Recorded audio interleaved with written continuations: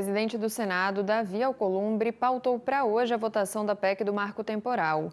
Essa análise acontece um dia antes do julgamento no Supremo Tribunal Federal, que vai discutir 4 ações sobre esse tema. Para entender melhor o cenário político, com a ex-senadora, nós recebemos ela aqui agora, comentarista do canal AgroMais, Ana Amélia Lemos, que já está aqui ao vivo com a gente. Senadora, bom dia, bem-vinda.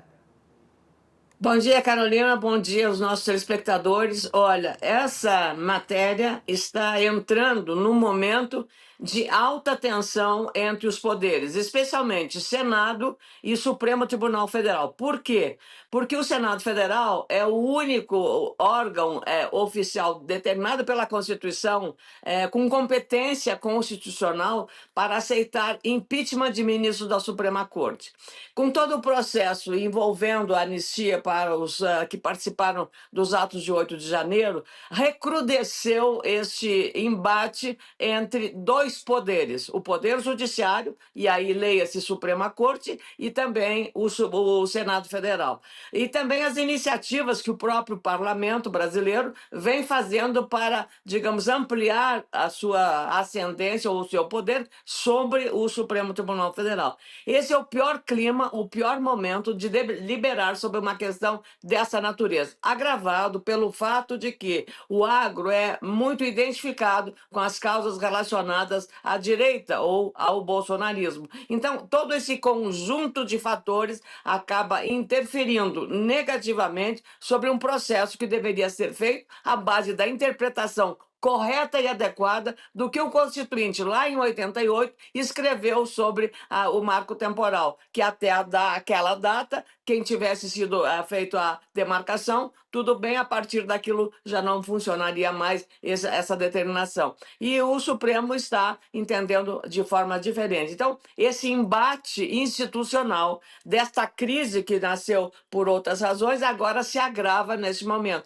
E como disse o representante da CNA, seria muito bem, seria mais adequado que não fizesse isso neste momento em que essa tensão está agravada. Vai ser realmente o pior dos mundos para o setor que já vive uma situação de insegurança jurídica, que, como eu disse recentemente numa cúpula do Summit da Lídia, aqui em Brasília, é o nó que aperta mais na garganta do produtor rural brasileiro, a insegurança jurídica. E essa talvez seja uma das mais graves, minha cara Carolina.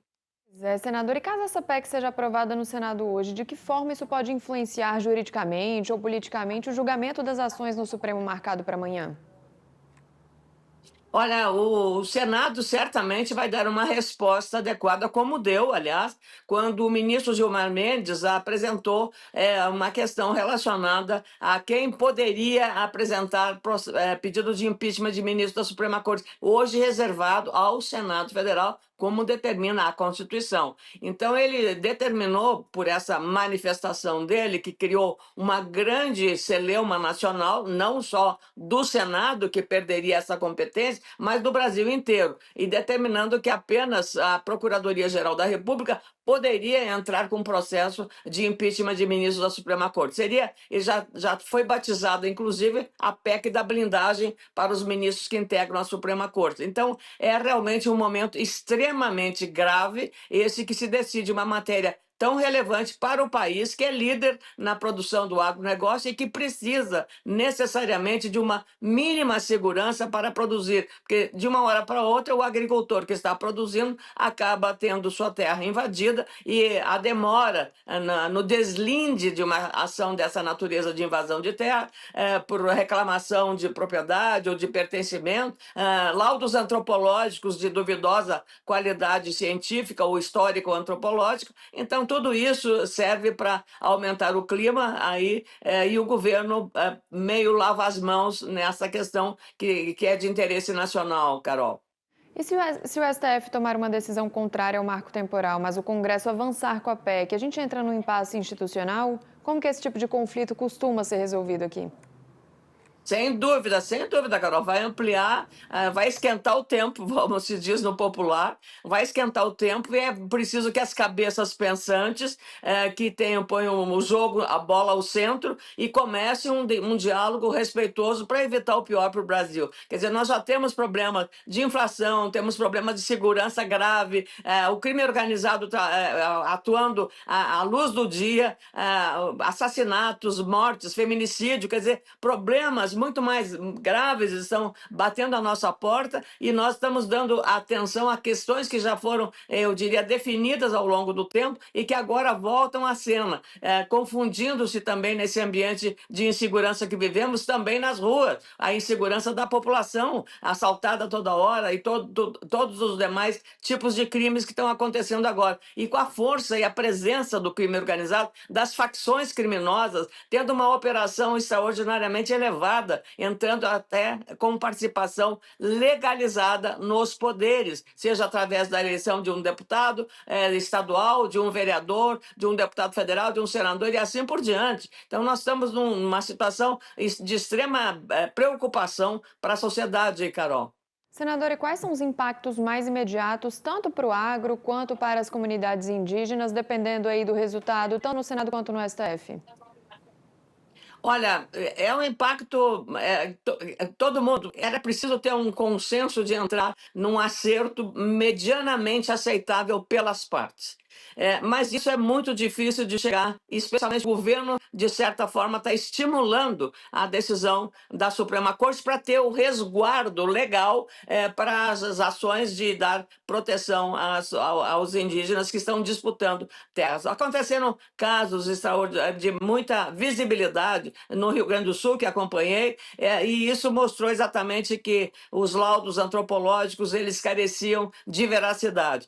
Mas é muito difícil você, num ambiente politizado como esse, em que o governo tem também poder de influência nessas decisões, que você consiga apaziguar o ambiente. Então, talvez o que falou o representante do Mato Grosso, da CNA, fosse retardar isso para o ano que vem, já que nesse momento o clima não é nada positivo e nem nada favorável a uma conciliação num tema tão delicado quanto esse, Carol.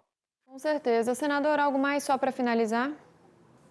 Olha, é esperar aí que baixe o juízo, baixe a moderação, baixe os interesses que o país tem. Isso pode, inclusive, ter interferência até mesmo em acordos do Mercosul com a União Europeia. É incrível, mas o impacto disso pode também fazer isso. E vai ser tão negativo para todo mundo. Então é preciso aí um pouco de parte do Supremo Tribunal Federal, de parte das lideranças do setor, de parte a parte, sejam dos produtores rurais, sejam dos indígenas. Em muitas áreas, só para terminar, no Rio Grande do Sul, por exemplo, tem municípios que fazem parcerias entre o produtor, que dá a terra, e o índio que produz, ou vice-versa. A terra é uma reserva indígena e o produtor produz, porque tem tecnologia, e dá o retorno, o pagamento desse arrendamento para a comunidade indígena, que com isso tem poder para melhorar suas condições de vida. Por que não fazem e não aceitam uma parceria dessa natureza? Se funciona muito bem no Rio Grande do Sul, por exemplo.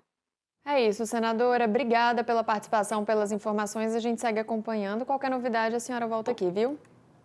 Um bom fim de semana para todos. Pra gente. Tchau, tchau. Opa, vamos, Silana. Eu tô querendo que chegue o fim de semana. Não, uma boa terça-feira. Ainda é terça, uma boa ainda é terça-feira para terça. todos. Estou precisando. Tem que descansar, senadora. Bom trabalho. Tchau, Bom tchau. trabalho.